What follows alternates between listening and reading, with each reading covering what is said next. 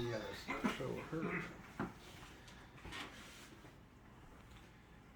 Okay, in this speech I'm going to tell you about depression. You're going to learn what exactly depression is, how it affects someone, how you treat it, and some ways to prevent it. So first off, depression is a mental illness. It can be caused by a traumatic event. Sometimes it's not caused by a traumatic event. It can just come on at any time. Here in the U.S., mental illness treatment is actually pretty lax. There aren't a lot of research or resources for everybody who has a mental illness. So that's kind of sad. Depression is also known as major depressive disorder. It is the most commonly diagnosed mental illness in the U.S. According to the American Psychiatric Association, they explain depression as a common illness that has a negative impact on your thinking, how you feel, and the way you act. There are several signs and symptoms of depression. This includes sadness, loss of interest, agitation. You can have an unexpected weight loss or gain. Feeling tired all the time, feeling worthless, difficulty concentrating on things, and suicidal thoughts. And as with any illness, there are people who are more susceptible to it. Some of the risk factors include being a woman. Women are more depressed than men are usually.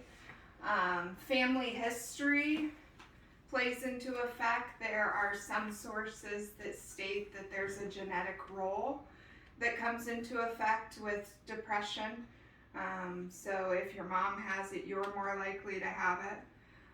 There's also hormone imbalances. Those can include postpartum depression, thyroid disease, and menopause.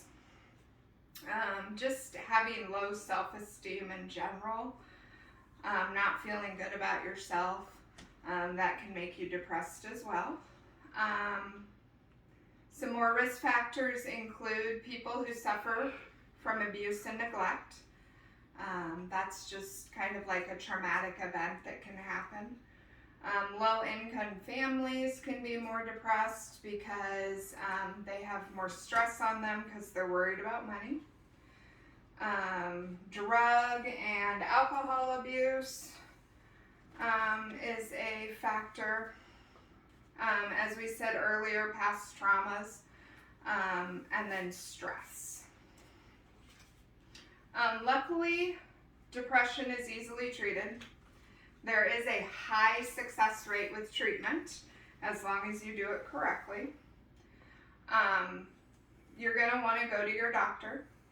I know lots of people don't like going to the doctor, don't like to admit that they have a problem or that they're sad, but your doctor can help you. They're going to do a personal interview with you and ask you how you're feeling, how things are going, what stressors you're under. They'll also do a physical exam just to make sure that nothing is wrong with your body. Sometimes they do blood work. That's where our hormone imbalances come in. Sometimes other disease processes can cause you depression. So they'll do that, and then if it is depression, they're going to diagnose you with depression. There are several types of treatments for depression. Some of the most common ones are pharmacological, which is taking medications. Antidepressants are pretty popular as far as meds go. They do take 2 to 6 weeks to take effect though. So it's not something that's going to be an instant effect. Sometimes you do feel better before then, but usually the full effect takes a couple of weeks. Something with the medications is that you want to continue to take them. Sometimes you can get off the medications, but usually it's going to be a long-term thing. So you need to continue to take them. Another treatment is psychotherapy, which is just talking with a psychiatrist or a counselor, just having someone who's on your side and helps you talk about your feelings and feel better, can help a lot.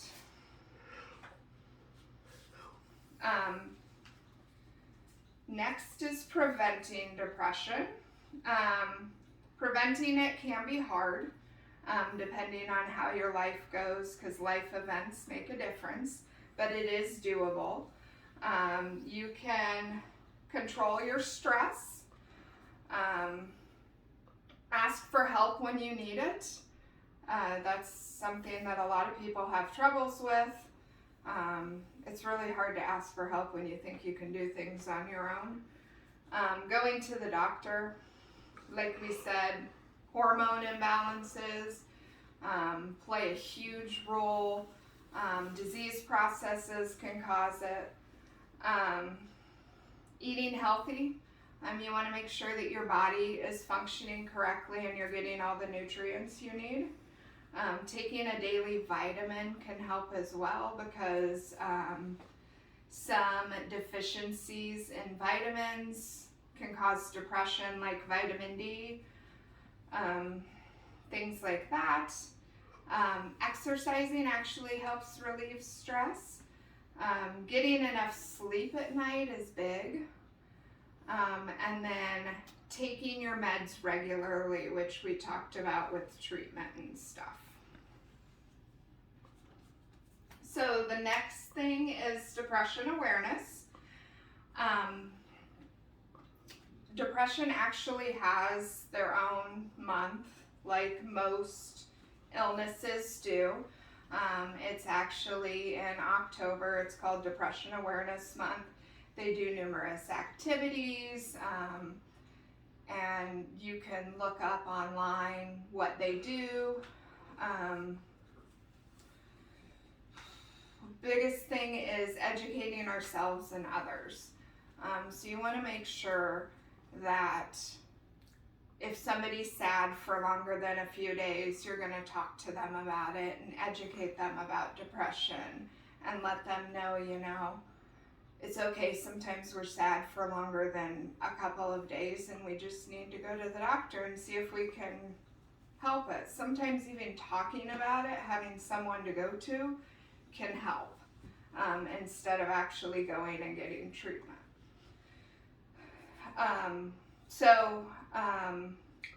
Just getting it out there and educating others is very important about it.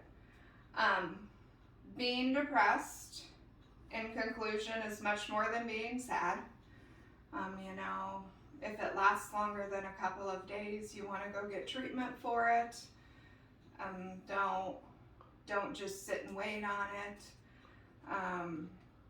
It's a serious mental illness that needs to be treated.